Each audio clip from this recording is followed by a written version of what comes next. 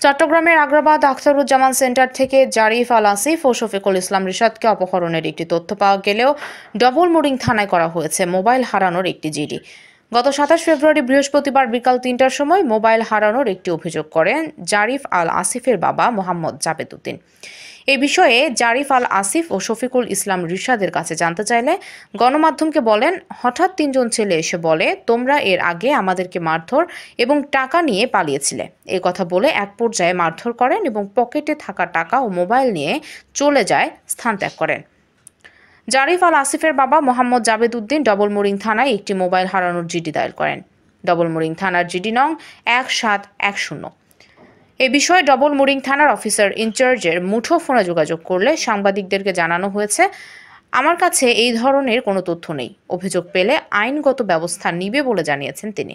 এই যে চুরি, ছিনতাই, ডাকাতি বেড়ে গেছে, তো এগুলা প্রতিরোধ করার জন্য সরকারের আগে পদক্ষেপ নিতে হবে। সরকার পুরো চট্টগ্রাম শহরকে আমি সিসি ক্যামেরার আওতায় আনার জন্য আমি দাবি জানাচ্ছি। পাশাপাশি আইন শৃঙ্খলা রক্ষাকারী যারা টহল বাহিনী আছে তাদের টহল আরও জোরদার করার দাবি জানাচ্ছি। আর এই যে জাবেদ আমার বন্ধু, আজকে তার ছেলে এই ধরনের হামলার শিকার হয়েছে, তার মোবাইল টাকা ছিনতাই হয়েছে এবং সে শারীরিকভাবেও তাকে মারধর করা হয়েছে। তো এটা আমরা কাম্য না, আমরা এটার সুস্থ বিচার এবং এই যে সন্ত্রাসীদের ধরে আইনের আওতায় এনে এর বিচার দাবি জানাচ্ছে। না, আমি দেখি নাই, আমি আমার তার নিচে কাজে, তখন ওকে 3টা ছেলে আসি ধরে। প্রথমে আমাকে ধরছে, ধরিয়ে বলছে যে তোমার সাথে কাজ নাই, তুমি ওইদিকে দাঁড়াও। এরপরে ওকে আস্তে আস্তে মানে বিভিন্ন রকম কথা বলি ওইদিকে নিয়ে যাওয়ার চেষ্টা করে। তারপর আমি যখন মোবাইল বের করি, ওদের ভিডিও করার ট্রাই করি, তখন আমাকে ধরে। আমাকে ধরি বলছে যে তুমি মোবাইলে কী করতেছো।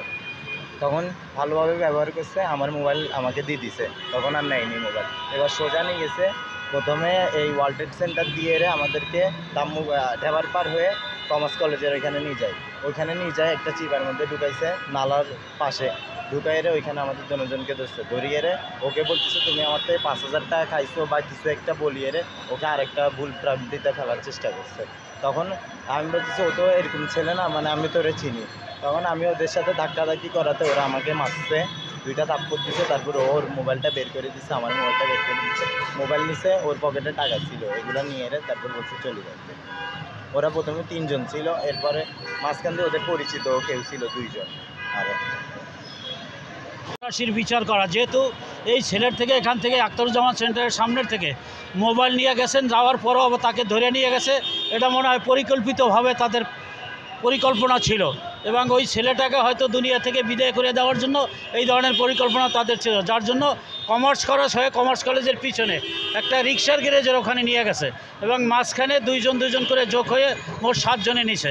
এটা আমাদের ছোটো ভাই জাবেদ, তার কাছ থেকে আমরা জানতে পেরে কালকে আমরা এখানে আসছি এবং ডবল মুরিং থানার এসআই সম্ভবত ইসমাইল সাহেব এখানে আসছে, আইসে এই ক্যামেরা দেখে এই আখতারুজ্জামানের তদন্ত করছে। নিচতলার তাদের সমস্ত ক্যামেরাগুলো বন্ধ।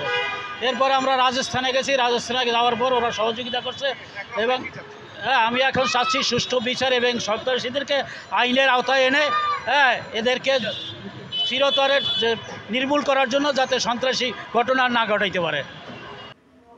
Desk news, PIB 71 TV, Chittagong.